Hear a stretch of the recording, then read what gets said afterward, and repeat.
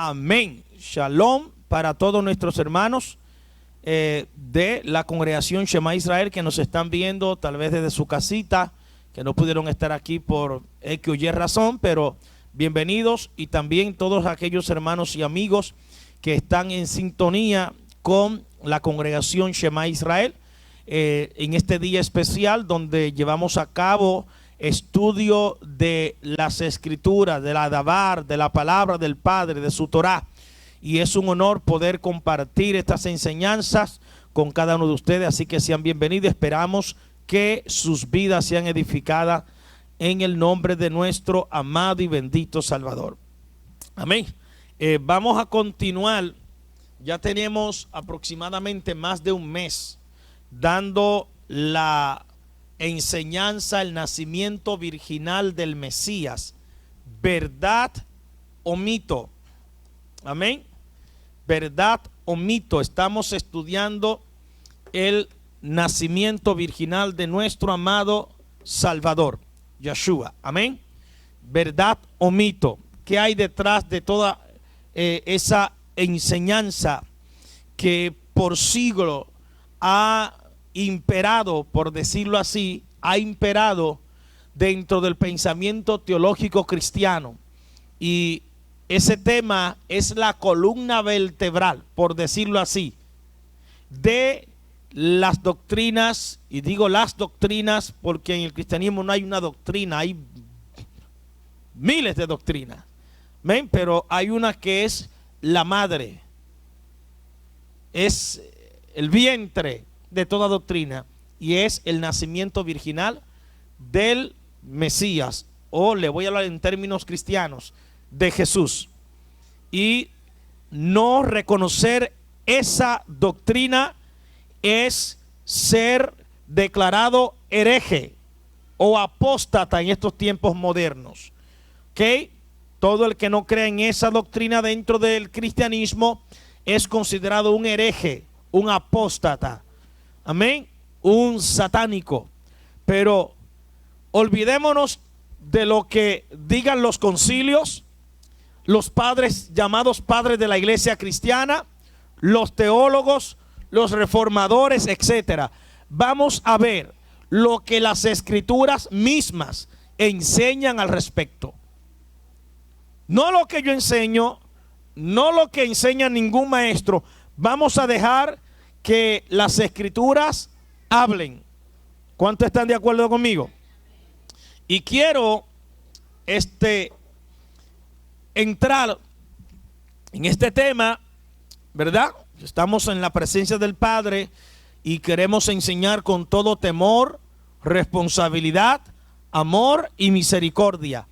Amén. Como decía el rabino Pablo, Rav Shaul, él dijo que él enseñaba de parte de Elohim y delante de Elohim, es decir, él enseñaba de parte de Dios y delante de Dios. Yo quiero decir lo mismo, estoy enseñando delante de nuestro Padre eterno y de parte de nuestro Padre eterno. ¿Están conmigo? Voy a decir algo antes de entrar en materia, y es para nuestros amados televidentes o Facebook videntes que nos están viendo. Nosotros en esta congregación somos gente de mente abierta y que respetamos a los demás. A veces hay personas que se prestan para ofender y maldecir. Nosotros no obligamos a nadie a estar en esta transmisión. Si a la persona que nos están viendo no le parece, no le cae bien, no le gusta o choca con su mentalidad religiosa lo que estamos enseñando, simple y llanamente salga de la transmisión. Pero no ofendan ni le falte respeto a nadie. ¿Están conmigo? Por eso tenemos a alguien ahí detrás de cámara que a toda esa gente automáticamente la bloqueamos. La bloqueamos. Amén. Hay gente que son de mente muy cerrada y muy homicida, como dice las escrituras, porque el que no ama es un homicida. ¿Están conmigo? ¿Usted escuchó? El que no ama es un homicida. Amén. Y quiero, pues de entrada, en este estudio, traer un tópico de la manera de enseñar de nuestro santo maestro, el maestro del maestro. ¿Quién es? Nuestro Salvador, el Mesías, Yeshua. ¿Ok? O mal llamado también Jesús. Ok, permítame hablar en términos cristianos también. Como aquí somos gente de mentes abiertas y maduros, pues yo creo que aquí nadie se enoje también porque yo de vez en cuando diga Jesús. ¿Están conmigo? Amén. Entonces, para usted conocer y entender, oído, lo que hablaba nuestro Salvador, nuestro Santo Maestro, usted tiene que tener un conocimiento, oído, un conocimiento de cómo pensaban los rabinos en los tiempos del segundo templo. ¿Cuál era la cultura del momento en cuanto a lo que es enseñanza? ¿Cómo enseñaban? ¿En qué se basaba la enseñanza? ¿Me explico? Y en tiempos pasados, yo creo, si mal no recuerdo, si la mente no me es infiel, en tiempos pasados yo le di a ustedes una clase que tenía que ver con este tema también, que le hablaba de los 4 niveles, diga 4 niveles de enseñanza e interpretación hebrea. 4 niveles. Y si usted me lo permite, se lo puedo repetir para el que no estuvo aquí, para que usted entienda qué es lo que el maestro enseñaba y cómo enseñaba, para usted poder entender su enseñanza. Porque ¿sabe dónde está el problema de las religiones? Que malinterpretaron o reinterpretaron de una manera errónea las palabras del Mesías. De hecho, el mismo pueblo de Israel, el mismo populacho, a veces no entendía lo que el maestro hablaba. Y me voy más profundo. Sus discípulos, en el 90% de las ocasiones que él daba una parashá, una enseñanza, ellos se quedaban sin entendimiento. Luego él tenía que sacarle un estudio aparte. Perdóneme si me cambian la batería de esto porque ya me está fallando. Algún buen samaritano, una buena samaritana, ahí están, gracias. El maestro, hasta por sus mismos discípulos, a veces no era entendido. No sé si ustedes han leído en ocasiones donde ellos llegan después de una parábola y le dicen: maestro, no entendimos. Ellos no entendían ciertas parábolas. En la mayoría de las ocasiones no entendían. ¿Qué tenía que hacer el maestro? Irse a un lado, llevárselo aparte y entonces hablarle ahora de una manera más sencilla el mensaje que le había dado en tiempo o en horas pasadas. Pero ¿por qué no entendían en el momento que él empezaba la enseñanza ante el pueblo? Pregúnteme por qué. ¿Por qué? Se lo voy a decir ahora. Para usted entender los textos hebreos y las enseñanzas del maestro, tiene que conocer los 4 niveles que se usan, y mayormente en ese tiempo se usaba para enseñar. El primero se le llama el nivel Peshat. Peshat, una P con una coma arriba. No lo tengo aquí, pero el nivel Peshat. ¿Ok? ¿Qué es el nivel Peshat en enseñanza rabínica? Era el nivel sencillo. Era el ABC. Era lo llano. Era lo que cualquiera podía entender. Era lo que no se profundizaba mucho. Era la enseñanza por encimita, como diríamos en un buen castellano. ¿Ok? El nivel Peshat era la enseñanza sencilla. Era dándole ese sentido al texto, ese exégesis gramático histórico. Era lo sencillo, lo que estaba por encima. Ese nivel se le llama el nivel, diga Peshat. Peshat. ¿Ok? El segundo nivel es el nivel remes. Nivel remes, remes, así como se escucha, remes, que habla de la pista, que es cuando se está estudiando el contexto antes o después de que se dio la enseñanza. Ok, es esa manera de poder presentar las cosas de nuestro Abba Padre. Después que hemos dado un estudio, usted antes o después, usted viene y da el sentido remes, le da una pista. ¿Están conmigo? Y eso se usa en los paralelismos. Cuando voy a otro texto para que fortalezca lo que acabo de decir, estoy usando el nivel remes. El tercer nivel es el nivel drash o midrash. Drash o midrash, así como se escucha, drash o midrash. ¿Qué es el nivel midrash? Es ese nivel que después que escuchaste una enseñanza, tú ahora vas a la búsqueda, a lo alegórico, a las explicaciones informadas por nuestro Abba Padre. No sé si me explico. Es cuando tú buscas el sentido de lo que se dijo. Entonces tú vas a interpretarlo desde una manera alegórico, y es mayormente lo que hoy se usa también dentro de las enseñanzas rabínicas. No sé si sabían que hay un libro que se llama el Midrash dentro del el judaísmo. Pues el Midrash no son más que interpretaciones que le dan rabinos a las enseñanzas toráticas o de la Torá. ¿Me explico? Ellos vienen, son como comentarios. El cristianismo también tiene su Midrash. El Midrash del cristianismo es el libro, un azul llamado Matthew Henry. ¿Cuánto lo tienen? Matthew Henry. Matthew Henry no son más que las interpretaciones de un teólogo a la Biblia cristiana, al Nuevo Testamento. ¿Están conmigo? Tiene también algunas cosas del Antiguo, pero se enfocan más en el Nuevo.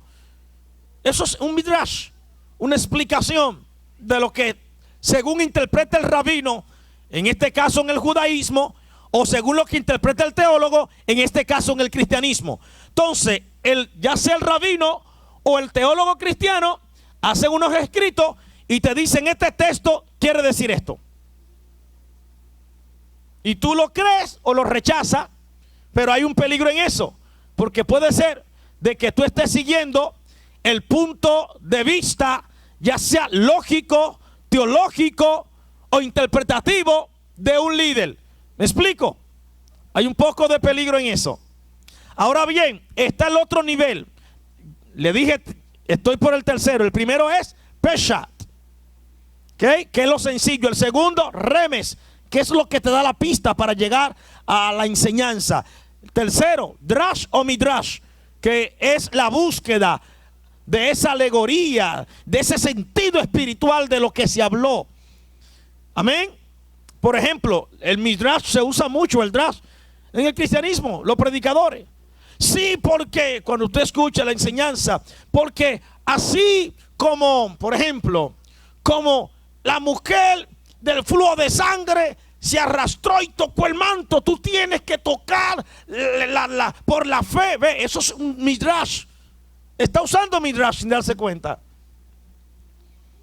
¿Entiende? Está trayendo una enseñanza alegórica o espiritual del texto. Ahora el problema es cuando todas las enseñanzas bíblicas se espiritualizan. Y ahí está el problema. Por eso usted ve que, y no quiero hablar mal de nadie, tengo que mencionar las cosas como son. Por eso usted ve que dentro del cristianismo se espiritualiza mucho el mal llamado Antiguo Testamento. No, porque fue sombra y porque esto ya es espiritual para nosotros. Y tú ves que cuando hablan de Jacob, cuando hablan de Joseph, que los procesos, así el Padre te procesa, etcétera. ¿Me entiendes? Y le están dando ese sentido espiritual.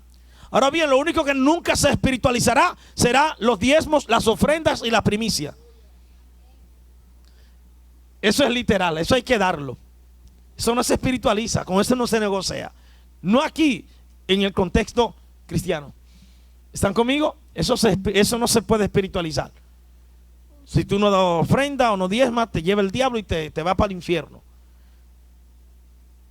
Eso es judaizar. Eso sí es judaizar. Eso es negociar con la salvación. Eso es añadirle o sustituir la obra de Mashiach. Es decir, que mi incapacidad de poder diezmar afecta mi salvación. Wow. Eso es fuerte, analícelo usted, no me crea nada. El cuarto nivel, que era en el nivel que se movía nuestro santo maestro, nuestro Mashiach, Yeshua, Jesús, como usted quiera llamarle, olvídese. Todo esto depende de la madurez, ¿verdad? Y del conocimiento que usted tenga. Pero el nivel en el que hablaba nuestro santo maestro era el nivel Sot. Diga Sot. Nivel Sot. Ese es el cuarto nivel. Nivel Sot. S de sabiduría, O de obediencia y D de qué? De dádiva. Sot. El nivel Sot era ese nivel secreto. Era ese punto oculto que tenía la enseñanza, oído, que para usted poder conocerlo, usted tenía que ser diestro en la materia. Nuestro santo maestro hablaba siempre en el nivel Sot. Por eso los discípulos se quedaban mirándolo como usted me está mirando. De hecho, por eso el mismo rabinato del segundo templo lo odiaban. ¿Sabe por qué lo odiaban? Porque ellos conocían ese nivel y escuchaban que el maestro le hablaba de en este nivel al pueblo en general. Y al hablarle en nivel Sot al pueblo en general, ¿qué estaba haciendo el maestro? Estaba descubriendo los secretos rabínicos.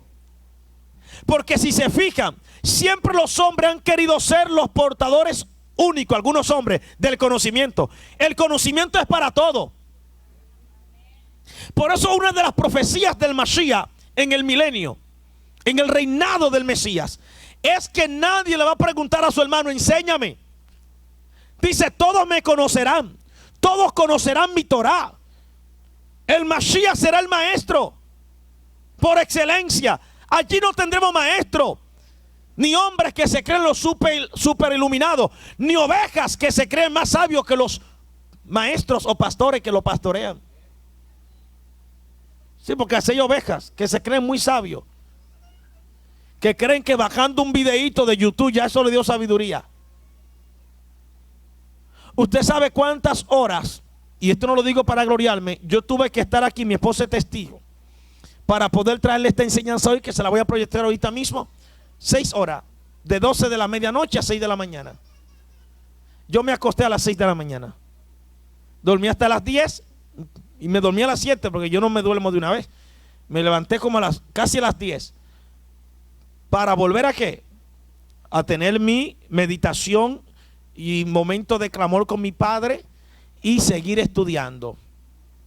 ¿Están conmigo? ¿Me entienden?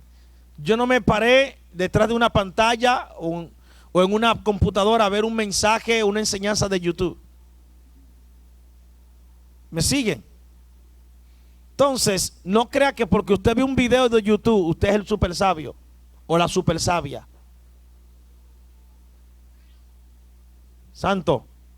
Entonces, el nivel Sot era el nivel en el cual enseñaba el maestro. Por eso no lo entendían. Por ejemplo, miren una de las enseñanzas del Mashiach, el nivel Sot. Viene y se pone de pies y dice, el que no come mi carne y bebe mi sangre no tiene vida eterna en sí. ¿Qué usted entiende por eso literalmente? Que él está instando al canibalismo y a tomar sangre. Literalmente, eso es lo que... El que no come mi sangre, come mi carne y toma mi sangre. Señores, literalmente llévelo. Si usted lo lleva a nivel Peshat, al nivel Peshat, a lo sencillo, ¿qué usted está entendiendo? Que él está instando a tomar sangre humana y a comer carne humana. Canibalismo y vampirismo. ¿En serio? Fue ese texto que la Iglesia Católica tomó para enseñar o establecer unos de sus venenos, de sus enseñanzas venenosas, llamada la subtransación. ¿Qué es la subtransación? Es la enseñanza del cristianismo de Nicea católico, donde ellos decían que literalmente el vino de la Santa Cena y la hostia o el pan, en el cristianismo, ¿verdad? Evangélico, le cambiaron por hostia pan, pero es el mismo muerto, ¿ok? ¿Están conmigo? Ellos dijeron que cuando se toma el vino y se come el pan, el vino se convierte literalmente en la sangre de Cristo y el pan o la hostia en su cuerpo. Es decir, que cuando un hermano católico o un evangélico, si sigue con esa mentalidad, está tomando la hostia o la Santa Cena, por eso usted ve que la gente toma ciertos como manifestación de espiritualidad en el momento. ¿No ve que le cambia como hasta el aspecto y le trae como una concientización de pureza? Y la gente se pone así bien santurrón porque va a tomar la cena. ¿Lo ha visto? Porque aunque no lo crean, en su mente creen que en verdad están tomando la sangre y el cuerpo del Mesías. Hello. Eso se llama en teología católica cristiana, apostólica y romana, subtransación. El vino se convierte literalmente en la sangre y el pan se convierte literalmente en el cuerpo. Por eso, voy a decir algo aquí que va a chocar. Cuando yo encuentro en Corintios que Pablo dice que comemos su sangre, su cuerpo y tomamos su sangre, eso me suena a interpolación. Eso me suena a texto interpuesto para justificar una enseñanza. Recuerde que Roma tomó el control de los escritos en el 70 después de la destrucción del templo. Roma hizo un sacrilegio con todos los utensilios judíos, con la Torá, con hasta la menorá se llevaron todo y los escritos. Y de ahí vinieron los cambios. ¿Están conmigo? Wow. ¿De dónde viene esa enseñanza de la subtransación? El tomar el texto que habló el Mesías de comer su carne y tomar su sangre literalmente. No entendieron el nivel sot al que él estaba enseñando. Otra enseñanza que no entendieron, cuando el Mashiach dice, yo y mi Padre uno somos. Ahí lo fusionaron y lo convirtieron en Jehová encarnado. No entendieron el nivel sot al que él estaba hablando. ¿Están conmigo? Y de hecho todavía hay gente que están llegando a este camino del conocimiento verdadero, que todavía no entienden el nivel sot del maestro. ¿Están conmigo? Pero aquí estamos para enseñarle. Digo, si usted se deja enseñar. ¿Ok? Entonces, por eso el maestro era atacado a veces en el rabinato, porque decían, ¿cómo es posible que este rabino, que dice que es el Mashiach, se atreva a hablar ese nivel sot ante el populacho? Eso no está bien. Porque ellos entendían que eso era propio de los rabinos y nada más que de los rabinos. Pero el Mashiach no vino a esconder nada. Por eso él dijo, nadie toma una lámpara encendida y la pone ¿de dónde? Debajo de la mesa. No, la sube. ¿Para qué?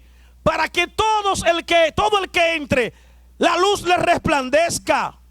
Por eso una de las profecías del Mashiach era, el pueblo que estaba en tiniebla y en sombra de muerte y oscuridad, luz le resplandeció. Porque el Mashiach vino a eso, vino a traer luz. Por eso él dijo, yo soy la luz. ¿Ves? Eso es un nivel sot.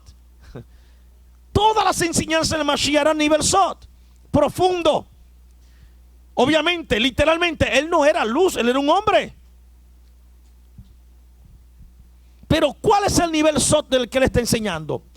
Que la luz, ¿qué es lo que trae? Iluminación. Es lo que está diciendo en el nivel sot. Yo soy el que trae la iluminación de la Torá.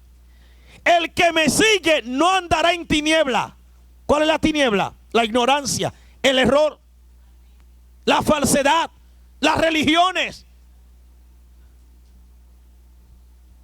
Cuando el Mashiach le dice a Israel, mas ustedes son la luz del mundo, de una vez viene el cristianismo y dice, ve nosotros, oye, le está hablando a judíos, no a gentiles. Le estaba diciendo, ustedes los judíos se supone que sean la luz del mundo y la sal de la tierra. Pero si la sal se hace insípida, ¿con qué será salada? ¿Qué hacía la sal insípida? La mezcla, sacarla de su estado original. Ellos sacaron las enseñanzas de la Torah de su estado original y la mezclaron ¿con qué? Con interpretaciones humanas. ¿Con qué más? Hasta con mitos y dogmas. Y la sacaron y la sal se hizo insípida. Más la gente que estaban en regiones de oscuridad, los gentiles, luz les resplandeció. ¿Está entendiendo el nivel del maestro? Por eso ellos no entendían cómo este rabino se atreve y dice que el Mesías hablarle a nivel sot al populacho. Es porque él no vino a esconder la verdad, como tampoco yo estoy aquí en este lugar para esconder la verdad. Te voy a decir la verdad aunque te funde el cerebro. Vamos a la gráfica 145, amor de mi vida. La 145. Amén. ¿Todos están aquí? ¿Se ve? Ok. La última semana que le hablamos sobre, ¿verdad?, este tema, la naturaleza, o mejor dicho, el nacimiento virginal del Mesías, nos quedamos, no sé si se acordarán, en la doctrina del Logos, basándonos en el Evangelio de Johanán, o Juan, o San Juan, ¿verdad?, donde dice en el principio era el Logos, y el Logos era con Dios, y el Logos era Dios.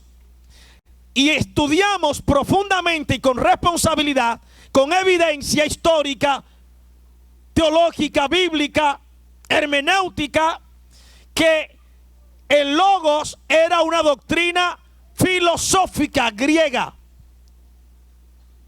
Que ese texto de Juan 1:1 no era un texto verdaderamente puro. Fue un texto interpuesto.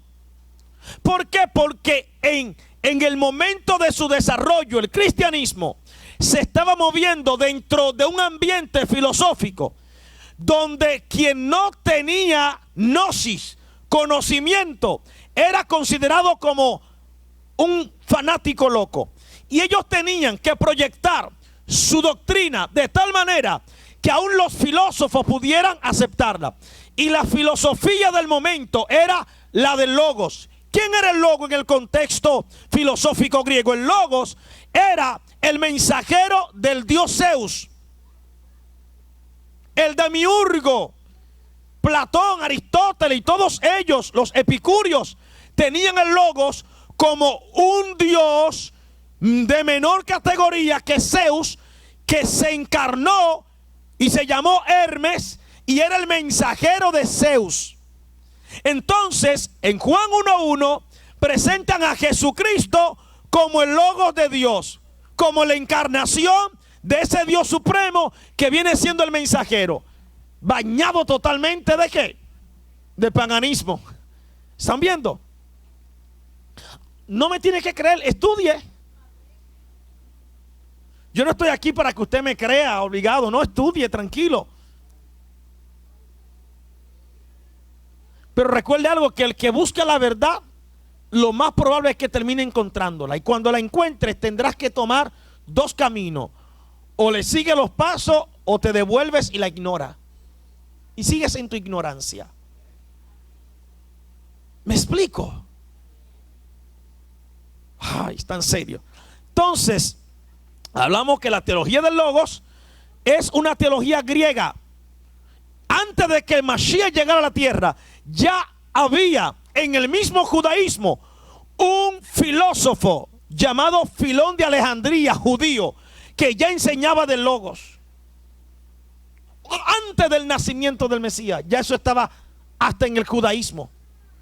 El Logos, una enseñanza filosófica.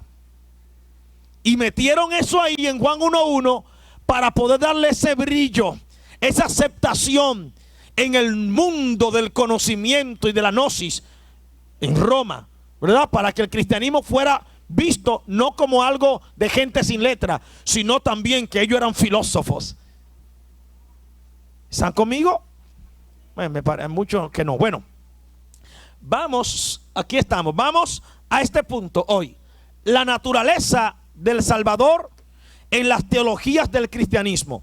La naturaleza del Salvador, ¿okay? De Yeshua, de Jesús, en las teologías del cristianismo. Y quiero aquí aclarar que cuando digo teología del cristianismo, no es un error. No lo puse en plural por error. El Padre le dice a Moshe: yo, el Supremo, el Eloja de Israel, el gran yo soy, Yud-Hei Bat-Hei, te he constituido, yo te he dado un poder legal, y ante mis ojos tú eres Dios para Faraón. ¿Usted sabía que eso estaba en las Escrituras? Ahora bien, ¿Moshe estaba al nivel del Creador? No. Lo que él tenía era un poder, un sinsum, un poder legal, una autorización que el Padre le dio. Y cuando él llegó a Egipto, Moshe llegó ante los ojos del Padre como un Dios. No lo digo yo, ahí lo dice. Pero no por eso el pueblo adoró a Moisés. Lo honró, lo veneró, pero nunca lo adoró.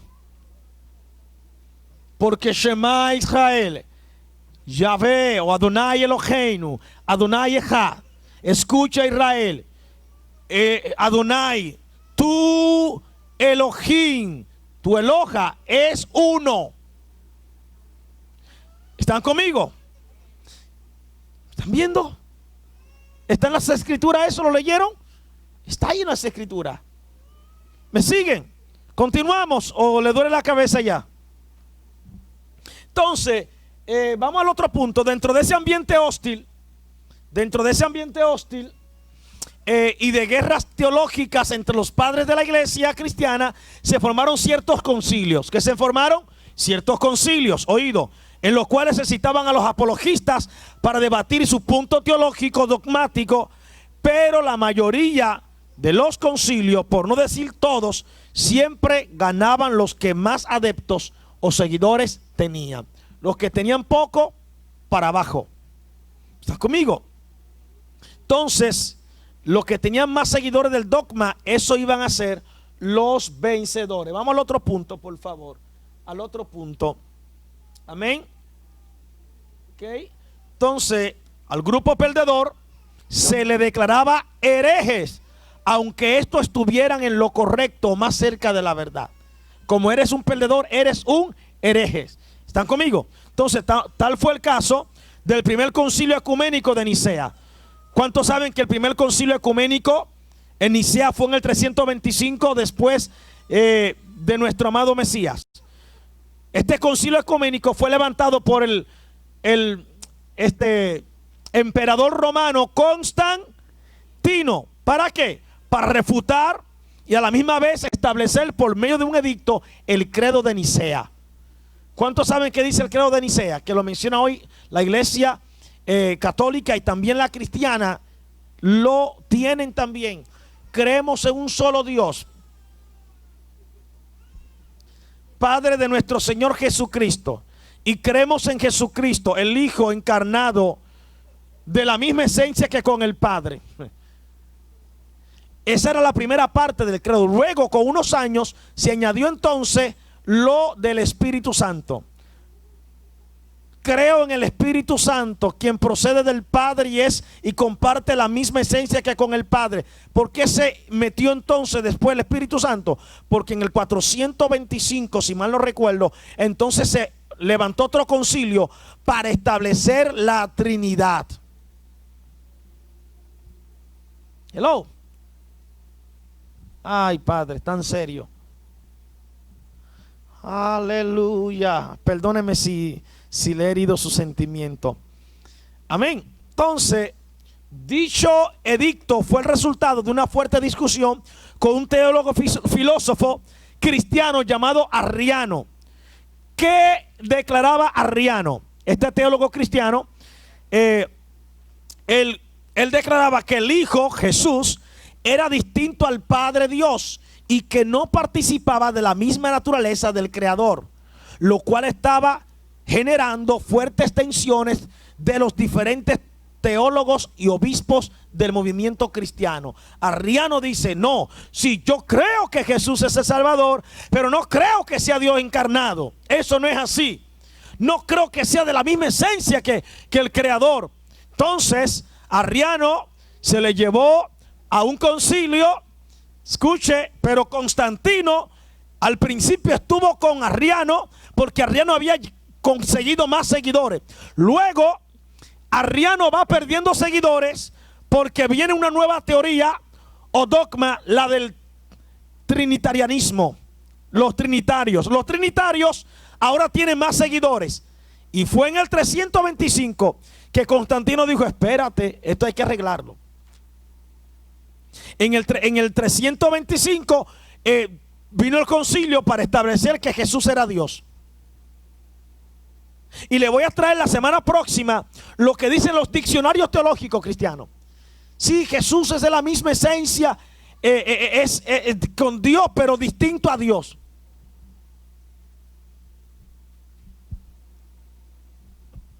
Decía mi abuela: o te peina mi negro o te hace rolo. O sea, es Dios pero no es Dios. O sea, son tres en uno, pero cada uno es una persona distinta.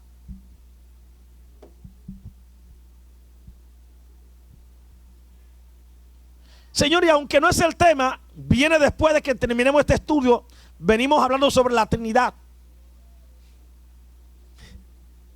Hermanos, la Trinidad no tiene ni siquiera sustento bíblico. El único tema en el que se basa es: no, que mira que cuando fue bautizado por Juan, que se escuchó una voz en el cielo que dijo: este es mi hijo amado, y que el Espíritu vino en forma de paloma y se le posó en la cabeza. Es el único texto que se usa. Y el otro, no, que él dijo que se lo bauticen en el nombre del Padre, Hijo y Espíritu Santo. Y qué raro que en el libro de los Hechos nadie bautizó bajo esta fórmula. O los apóstoles eran tan cabezones y desobedientes que buscaron su propia fórmula, o no escucharon bien, o es una interpolación romana, o fue un texto puesto intencionalmente para fortalecer su dogma. Hello, está en serio. Qué raro que el Mesías enseñe en la resurrección y la ascensión. Antes de irse, le deja ese papel: bautiza en el nombre del Padre, Hijo y Espíritu Santo. ¡Puf! Y es tan ilógico porque el Padre no es un nombre, Hijo no es un nombre y Espíritu no es un nombre.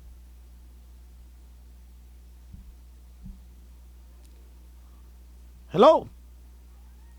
Y vamos a los hechos de los apóstoles y vemos a estos desobedientes que ninguno bautiza. Porque también la palabra bautismo ahí, eso no es bautismo, eso se llama tevilá. Y no se hace una sola vez, ni hay que doctrinar a la gente. Eso es ir al agua a hacer techubá, conciencia de pecado y arrepentirte, y como en una limpieza sumergirte. Pero eso lo hacían todos los días y se va a hacer todos los días en el tercer templo, en el milenio, tevilá. Cuando Johanán, o el mal llamado Juan el Bautista, Juan no estaba estableciendo un sacramento bautismal. Juan estaba sumergiendo, haciéndole teshuvá juntamente con tevilá a los judíos, no a gentiles. Johanán no estaba bautizando a gentiles, estaba llevando a cabo algo que los judíos lo hacían todos los días cuando se levantaban, ir a hacer tevilá. Pero ahora el tevilá que Juan está proclamando es el de techubá, el de traer tu conciencia y cambiar de mente hacia el Mashiach, para preparar el corazón del pueblo. Por eso usted se fija que todos los que hicieron tevilá, el mal llamado bautismo, con Johanán en el río Jordán, todos ellos aceptaron al Mashiach. Quien no hizo tevilá no lo aceptó. ¿Por qué? Porque no hubo cambio de corazón ni de mente. Todos los discípulos de Johanán se fueron con el Mashiach. Kefá o Pedro era un discípulo de Johanán. ¿Usted no lo sabía? Era un discípulo. Él le dijo: mire, ya lo mío llegó hasta aquí. Yo le estaba predicando la llegada de él.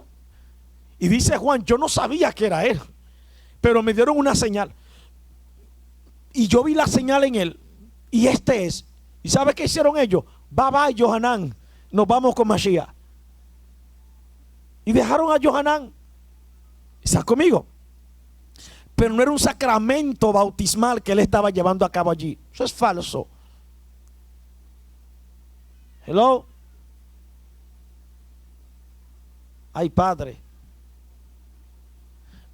Los bautismos en el cristianismo es la preparación del cerebro tuyo para recibir el dogma cristiano.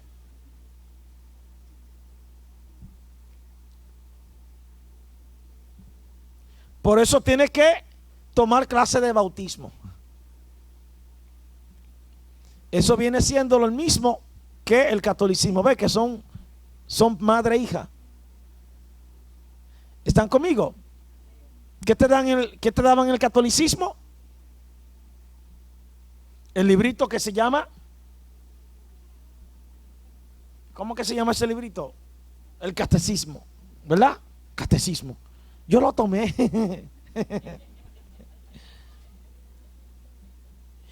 Y comparé los mandamientos del catecismo, porque allí están. Y son muy diferentes a los que están en Éxodo 20. Los cambiaron. Alaba. Bueno, ustedes me están mirando serio. ¿Cuántos están turbados? Por favor, no se turbe vuestro corazón. Creed en el Padre y creed también en mí. Eso dijo Yeshua. ¿Están conmigo? Entonces, ¿qué sucedió, hermano? Constantino llama a un concilio, a una reunión con todos sus obispos, porque está habiendo pleito en el imperio. Unos son unitarios y otros trinitarios. El primero estaba con los unitarios, ¿ok? Que los unitarios dicen, ¿verdad?, que en Jesús está todo. Dios encarnado, el Espíritu, es un revuelo ahí. Los trinitarios lo dividen por parte. Dios Padre, Dios Hijo y Dios Espíritu Santo. Y yo le pregunto, ¿eso es monoteísmo? Eso no es monoteísmo. Por ende, el cristianismo no es monoteísta, es politeísta.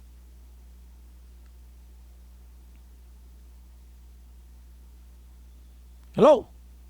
Porque miren esta figura. No, son tres. Sí, pero explícame. Bueno, eso es un misterio que no se puede. Déjame eso ahí. Espérate. Todo se resuelve con la palabra misterio. Es un misterio que hay que recibirlo por fe. Espérate. Yo no encuentro en las escrituras hebreas eso. Yo no encuentro a Pablo hablando de eso. Yo no encuentro a Pedro, a Kefá hablando de eso. ¿Están conmigo? No lo encuentro hablando de eso. No lo encuentro. Entonces, hermano, juzgue usted. Son tres personas distintas, pero son uno. Yo no sé si usted yo no soy tan inteligente para entender ese sancocho. O sea, el Padre superior, por eso está en línea, Padre, Hijo, Espíritu Santo. El tercero es el Espíritu Santo. O sea que están en niveles de grado. El Padre superior. Jesús es el mismo Padre pero encarnado. El Espíritu es el mismo Padre pero en espíritu. Son tres en uno pero diferentes personas. Mano, eso es una locura, en serio. Es una falta de respeto al cerebro humano.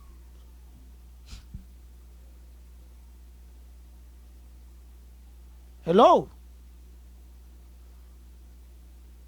Y lo peor, Dios embarazó a María. Él la embarazó y ella queda embarazada del mismo Dios que la embarazó.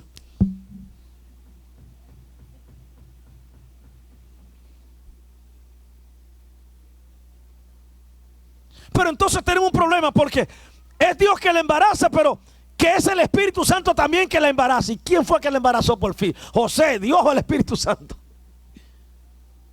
¿Me explico? Y hay un problema, le expliqué a usted, porque Espíritu Santo en hebreo es, ¿quiere entender lo que es? La Ruach HaKodesh. Es un término femenino, no masculino. La Ruach HaKodesh no es femenino. No es masculino, perdón, es femenino. En el término hebreo, la Ruach es femenino. Es decir, como si estoy dirigiéndome a una mujer. Entonces a María le embarazó una mujer. ¿Está entendiendo el meollo del asunto? Oiga, yo no te estoy diciendo que no. Si tú quieres seguir creyendo en tu cosa, crea en mí, olvídate. Yo te amo y eres mi hermano. Pero puedes estar y estás bíblicamente en idolatría.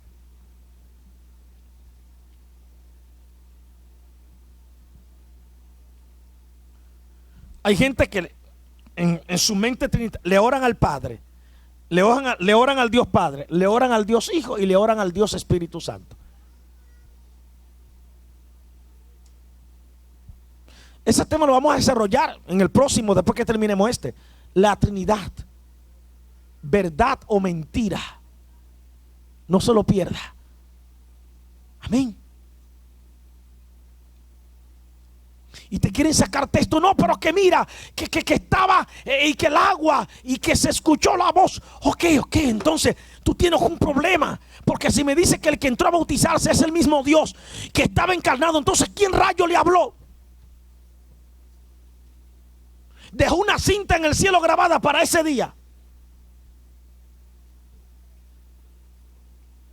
La Trinidad no tiene sustento bíblico.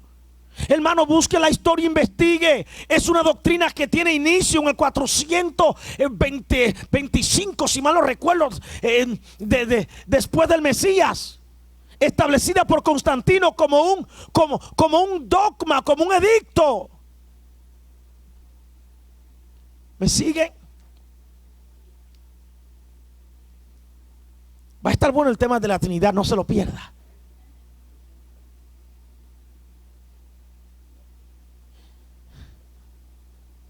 ¿Están conmigo? Señores, pero vamos a escuchar el testimonio del Mashiach.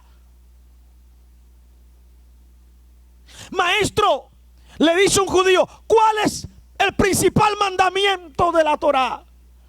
Shema Israel. Yahweh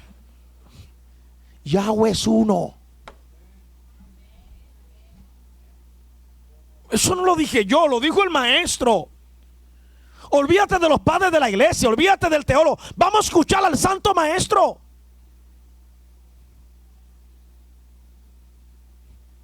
Shema Israel, Yahweh Eloheinu, Yahweh Echad. Y unos hermanos enseñando de raíces hebreas que es Echad, que es un Echad. ¿Qué Echad ni qué 8 cuartos, hermano? La palabra Echad, que el Mashiach, que vamos a hablar la semana que viene de la Echad del Mashiach con su padre, no significa de que está fusionando dos personas en una, no.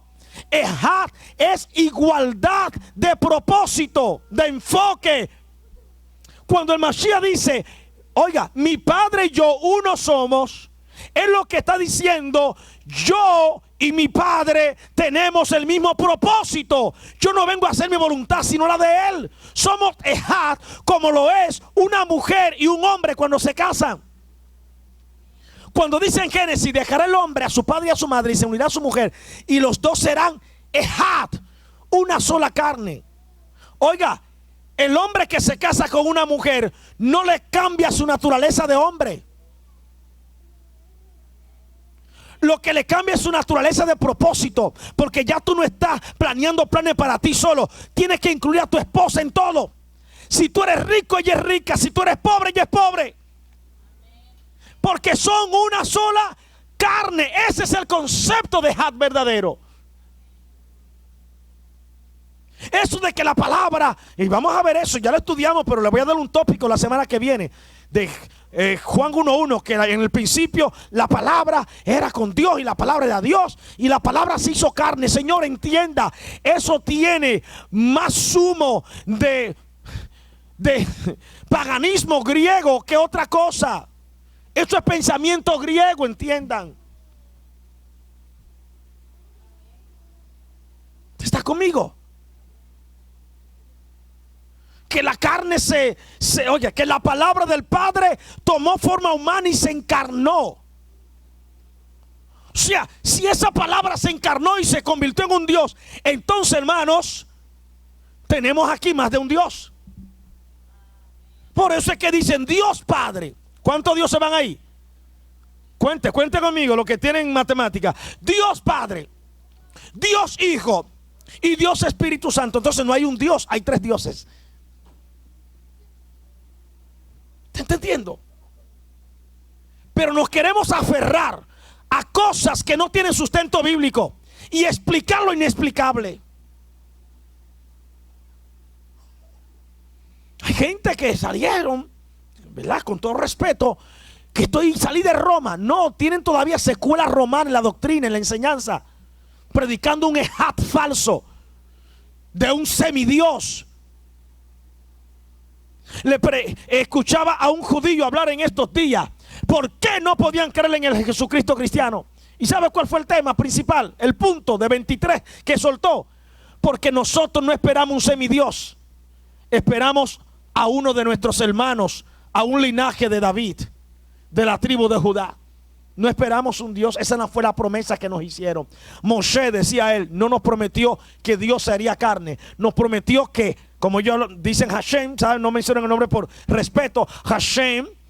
Moshe no dijo que venía Hashem a hacerse hombre. Moshe dijo que Hashem nos levantaría un Mesías de entre nosotros, un profeta al igual que él.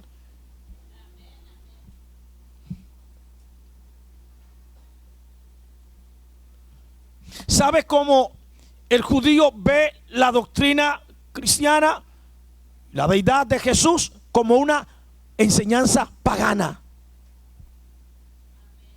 Bueno, está en serio. Entonces, voy a cerrar ese punto porque hay gente que está tensa.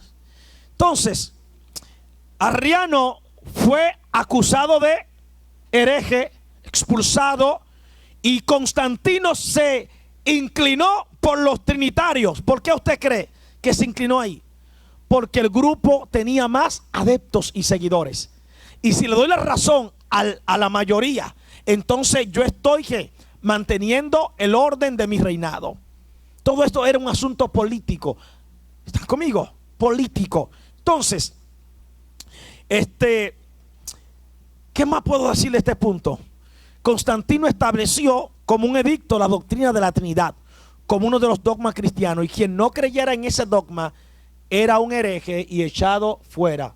Entonces vamos a ver rápidamente diferentes tipos de cristología. Ya saben lo que es cristología, le estoy hablando en términos de teología cristiana. Diferentes tipos de cristología, ¿ok? Esas ramas de la teología que pues enseña, investiga según ellos la naturaleza de Jesucristo y su obra. Dentro de la cristología, en el cristianismo, hay diferentes tipos en ella. Entonces, la constitución y formación de la naturaleza del Salvador se pensó en esos años de manera muy diversas. Según consideraban al Mesías judíos, los teólogos cristianos, que ahora era el Mesías del movimiento cristiano. O sea, ya Jesús ya no es el Mesías judío, es el Mesías gentil. Es el Mesías cristiano. Y por ende tenemos que darle una definición. Tenemos que presentarlo como el cristianismo tiene que presentarlo. Entonces, miren esto, aquí por favor. He aquí algunos de los conceptos de la cristología en los llamados padres de la iglesia. ¿Qué pensaban los llamados padres de la iglesia? Uno decía, Jesús era un hombre más o menos normal y corriente, cuyo estatus pasaba a ser divino tras su muerte. Eso era arriano. Otros decían, el tránsito al ámbito divino ocurriría en el Mashiach, en Jesús, en un momento especial de su vida. Número 3, uno decía Jesús era ya divino desde su concepción en el seno de la madre. Otros decían Jesús era divino entre incluso antes de ser concebido en este mundo. O sea, eso le llaman, ya tenía persistencia. Que de eso le voy a hablar la semana que viene, de persistencia. Persistencia y el testimonio del Mesías. La semana que viene el Mashiach va a hablar. No voy a hablar yo, va a hablar él. Lo que él dijo de él. Y vamos a escuchar el testimonio apostólico. ¿Qué pensaban ellos del Mashiach? Pero le voy a dar un adelanto ya mismo. Ya casi estamos terminando. ¿Cuántos se quieren ir? Qué bueno. No lo dijo, pero lo pensó. Entonces, otros puntos también decían que el nacimiento de Jesús fue un nacimiento virginal sin la intervención del esposo de María, José. Entonces, tengo una nota aquí importante, que si le quiere tirar ahí foto, una nota importante. Esta creencia, esa creencia que Jesús tuvo un nacimiento virginal sin la intervención de José, esta fue la creencia o el dogma que prevaleció en el cristianismo y se estableció como doctrina oficial máxima en el movimiento naciente, y quien la rechazara era considerado un hereje y era excomulgado de la iglesia, no importa quién fuera. Entonces, la primera forma de interpretar la naturaleza del Mesías Yeshua o Jesús, bastante sencilla, era la que pensaba ¿verdad? Como un hombre normal durante toda su vida, como un ser humano que solo después de su resurrección fue trasladado por Dios su Padre a su lado, a su diestra, al ámbito divino. Fue allí en esos momentos que Dios su Padre lo hacía Adón o Señor y Mesías completo. Y yo, Raúl Polanco, me identifico con esta posición. Él nació, claro, fue escogido desde el vientre, como lo fue Moshe, como lo fue Joseph, como lo fue Abraham, como lo fueron ellos. La diferencia es que este es de una categoría y un nivel más alto que Moshe, más alto que Abraham, más alto que cualquier profeta o ungido en las escrituras. Este era el HaMashiach. Diga HaMashiach. No Mashiach nada más, el HaMashiach. La terminología Ha es para darle un nivel más alto, el HaMashiach. Moshe era un Mashiach, Abraham era Mashiach, David era un Mashiach. Ahora bien, nuestro Mesías, nuestro Santo Salvador, era el HaMashiach, uno de un nivel más alto. No dice el autor de los Hebreos que lo hiciste un poco menor que los ángeles, pero lo llenaste ¿de qué? De gloria, de cabot y de honra. Oye, tome eso en cuenta. Ahora bien, vamos a seguir. Veo gente turbada aquí. Espero que el próximo estudio lo vea todos aquí de nuevo. Entonces, los textos bíblicos que avalan o confirman esta concepción del Mashiach, de que él tuvo padre humanos, escuche, un hombre y una mujer que nació como la ley eterna del Padre lo estableció, que un niño viene al mundo a través de la relación de un hombre y una mujer. Los únicos que embarazaban a las mujeres eran los dioses en la mitología griega, y le daban hijos que eran mitad dioses. Hércules era un mitad dios, Hermes mitad dios y mitad hombre. El Padre no iba a imitar ese paganismo, ¿ok? Para manifestar a su Mashiach, no. Vamos a Hechos 2:22, vayan conmigo. Hechos capítulo 2, verso 22 en adelante. Dice: israelitas, escuchen. Y le voy a leer en Reina Valera, ¿ok? Para que no vayan a pensar que estoy sacando los textos de contexto, que tengo otra versión que está dañada. Reina Valera, la doña reina. Israelitas, escuchen, a Jesús de Nazaret, el hombre, Oiga qué dice. El hombre que Dios acreditó ante ustedes, realizando por su intermedio los milagros, prodigios y dignos que todos conocen. A ese hombre, verso 23, ¿ves? No dice a ese Dios encarnado. ¿Qué dice? A ese hombre, léalo ahí por favor. A ese hombre que había sido entregado conforme al plan y a la provisión de Dios. Ustedes lo hicieron morir clavándolo en la cruz, obviamente madero.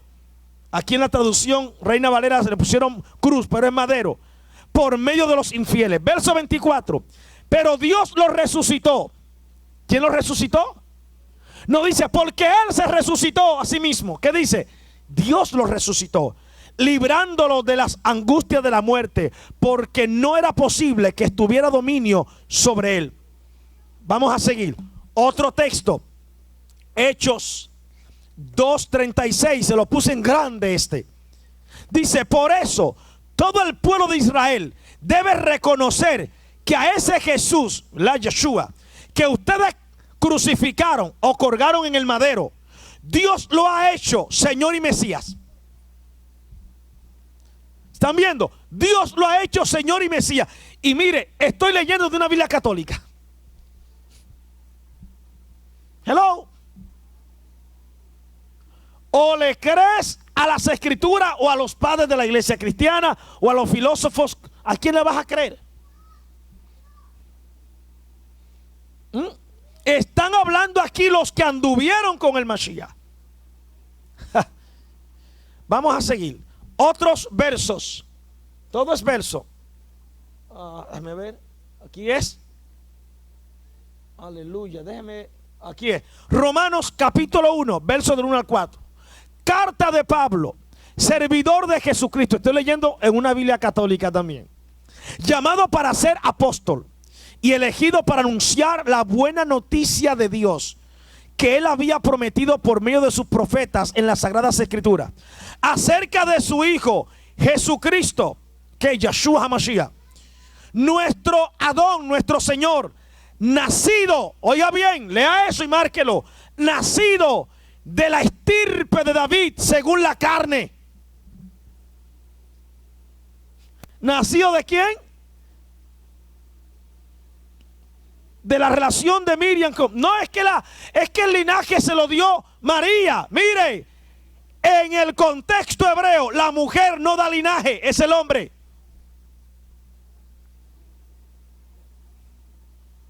No, pero que María era de la tribu de Judá. Cuando tú buscas bien la genealogía de Mateo y de Lucas, chocan, no están de acuerdo. Y se desaparecen algunos personajes que deberían estar ahí en la genealogía. Dice 14 y ahí no hay 14 nada. Y de hecho dentro de la genealogía hay uno que lo meten dentro de la genealogía. Uno que hubo una profecía que se le dio a la tribu de él, a su linaje, que de ahí jamás saldría nadie que ocuparía el reinado de Israel. Pero ahí estaba él. Eso es falso. Eso es interpolación, señores. Otros dicen no, que Jesús obtuvo, o algunos de raíces hebreas, Yeshua obtuvo la genealogía por María, por Miriam, que ella era de la tribu de Judá por medio de Natán. Es que Mashiach no tenía que venir por medio de Natán, era por medio del linaje de David y pasando a través de Salomón. No de Natán, de Salomón, señores. O sea que, ok, te lo voy a comprar ahora, pero se te va a caer la teología. Que María le dio la tribu, ok, pero si vemos el linaje, María está conectada con Natán. Y no era de Natán que venía, era de David.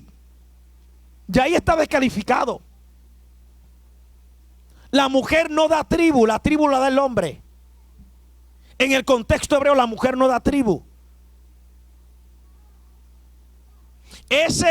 Esa teoría que hay por ahí, que el niño es judío cuando la mamá es judía, aunque el papá no sea judío, eso entró en la restauración del templo en los tiempos de Nehemías. Nehemías fue un atrevimiento y una ira por limpiar el judaísmo del primer templo. ¿Había judaísmo para ese tiempo? Sí, estudie. Para limpiar el judaísmo, echó fuera todas las mujeres extranjeras con sus hijos, que eran hijos de judíos, de hombres judíos. Y ahí fue donde se estableció en el judaísmo del primer siglo que el niño, si no era de una madre judía, no era judío. Esos fueron los hombres que los pusieron, no el padre. El hombre es quien da linaje, no la mujer. ¿Están conmigo? Señores, escuchen bien. Y yo sé que ustedes son gente que entienden esto. Yo no tengo que quitarle al Mashiach su valor que el Padre le dio para él ser mi Salvador, ni tampoco tengo que rebajarlo. O sea, no tengo que subirlo a un nivel donde el Padre no lo ha subido. Lo subió la religión, no el Padre. Oiga, ni Mashiach mismo se imaginó que a él lo iban a convertir en el Jehová o en Yahweh. Ni él se imaginó eso. Si él se hubiese imaginado eso, o alguien le sale con eso, él hace como hacía Pablo. Rab Shaul llegó a una ciudad griega y lo querían convertir en una deidad. Dios es en forma de hombre. Ve, eso era un concepto griego, pagano, que los dioses se encarnaban. ¿Cuántos han leído eso? Lo querían convertir en dioses y vinieron los sacerdotes de Júpiter y del otro templo, y a Bernabé también. Bernabé decían que era Hermes. Oigan esto, el mensajero, el Logos era Bernabé, y Pablo era Zeus. Sí, Júpiter era Zeus, de griego a romano. Y le fueron a levantar a guinarda y hacerle rito. Y ellos dijeron: deténganse. ¿Qué hacen? Nosotros somos hombres igual que ustedes. Eso fue lo que hizo la religión con el Mesías. Dios en forma de hombre. Cuando el Mashiach nunca se llamó Dios en forma de hombre. Hello, wow, esto está serio. Yo sé que por esta enseñanza me van a matar y me van a odiar, pero yo los amo a todos. Ok, oigan esto. Dice acerca de su Hijo, Romanos 1: Jesucristo nuestro Señor, nacido de la estirpe de David según la carne, y constituido, marque esa palabra ahí, constituido. Esa fue la palabra que se usó cuando el Padre constituyó a Moshe como Dios. El hecho de que el Padre te constituya no significa de que te está dando su esencia de quién Él es. Te está dando su respaldo y su autoridad. Ve, esta fue la palabra que se usó. Yo te he constituido, Éxodo 7:1, a Moshe. Te he constituido como Elohim. ¿Para quién? Para Faraón. Esta es la misma palabra que están usando aquí los apóstoles para decir que el hijo, el nacido de la tribu de David, fue constituido hijo de Dios con poder según el Espíritu Santificador. El Padre lo constituyó hijo. ¿Ok? ¿Cuándo? Por la resurrección de entre los muertos. ¿Sigue conmigo? ¿Quieren más? Dejamos esto aquí y ya nos vamos. Ya. Entonces, en estos pasajes, hermanos, ahí están, estúdielo.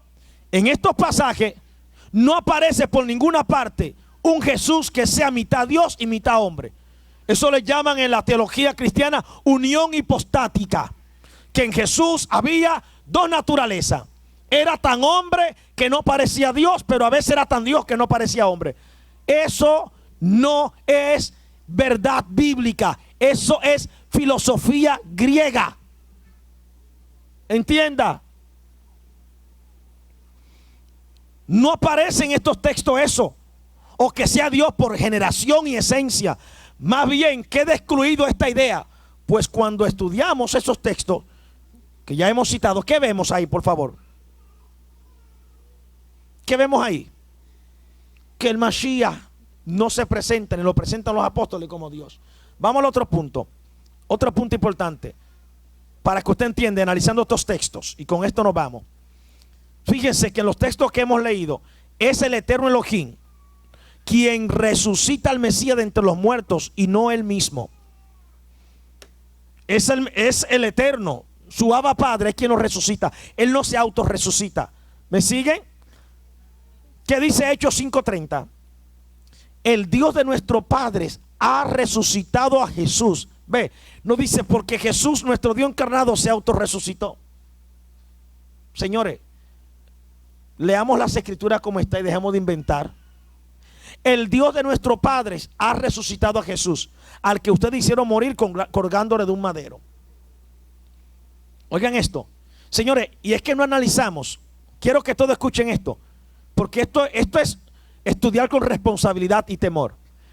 Si la teología trinitaria o del Dios hombre o la unión hipostática que enseña que Jesús es Dios en esencia y que es indivisible con el Padre porque son uno, pero que Él es Dios en momentos separados del Padre, pero inseparable. Oye, son personajes diferentes, pero inseparables.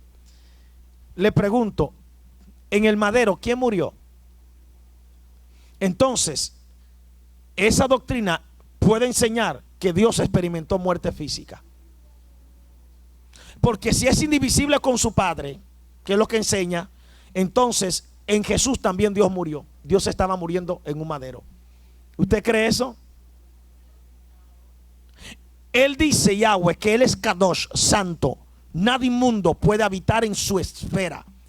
Y dice las escrituras que en Mashiach estaba el pecado de todos nosotros. Entonces sobre Dios estuvo el pecado una vez. ¿Están viendo? La gente no analiza esto, señores.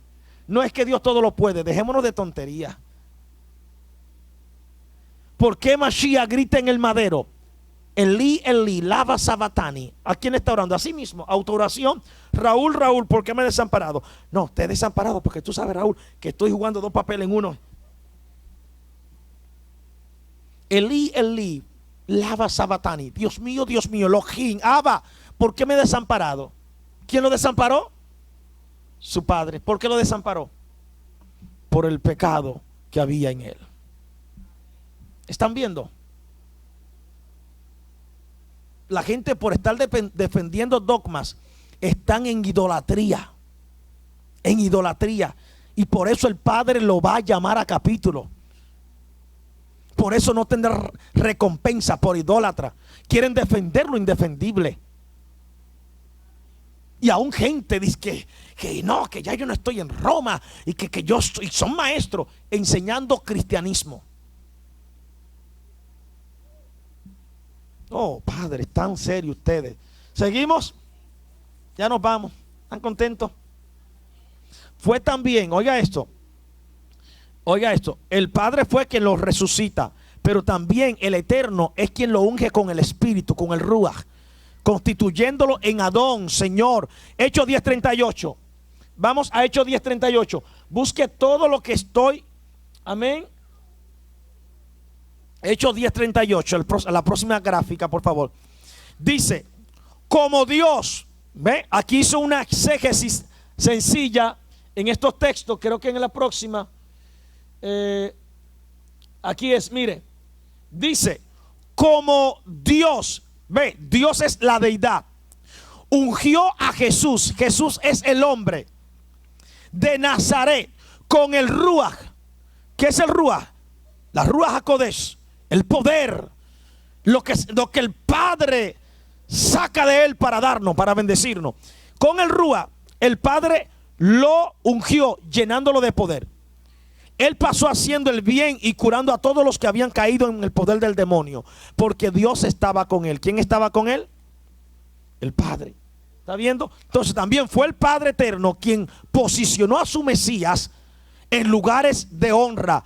Hebreos 5 del 4 al 10. ¿Qué dice? Con esta lectura voy a terminar ya. Me queda todavía la mitad del estudio, pero la semana que viene continuamos. Amén. ¿Qué dice Hebreos 5 del 4 al 10? Vamos a ver. Ahí está, mire, lea con determinación. Y nadie se arroga esta dignidad. En el verso anterior habla del sacerdocio, que ningún hombre se constituye a sí mismo sacerdote, sino que es el Eterno, nuestro Abba Padre, quien constituye los sacerdotes. ¿Están conmigo? Oigan bien. Si no es llamado por Dios como lo fue Aarón. Por eso, Estoy hablando, leyendo Reina Valera. Cristo no se atribuyó a sí mismo la gloria de ser sumo sacerdote, sino que la recibió de aquel que le dijo: tú eres mi hijo, yo te he engendrado hoy. Como también dice en otro lugar: tú eres sacerdote para siempre según el orden de Melquisedec.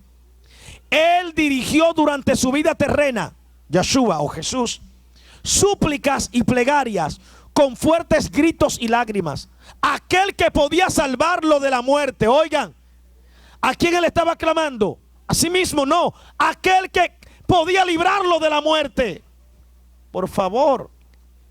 Dice, y fue escuchado. ¿Quién se escuchó? Él mismo se autoescuchó. El Padre lo escuchó. Dice, y fue escuchado por su humilde sumisión.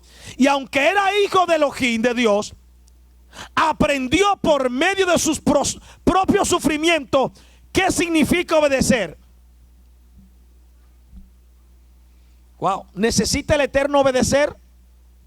Porque si Jesús entonces es el Dios encarnado, entonces Dios necesita aprender obediencia. Están conmigo, por favor.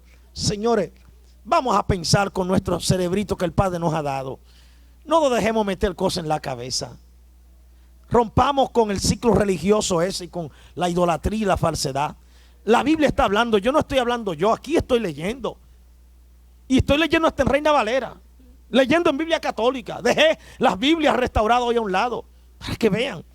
Oigan, dice, aprendió por medio de sus propios sufrimientos qué significa obedecer. Entonces Dios también ha sufrido. De este modo, Él alcanzó la perfección, es decir, que Dios es imperfecto. Porque si Él es Dios, entonces Dios en Él está alcanzando la perfección. ¿Están viendo?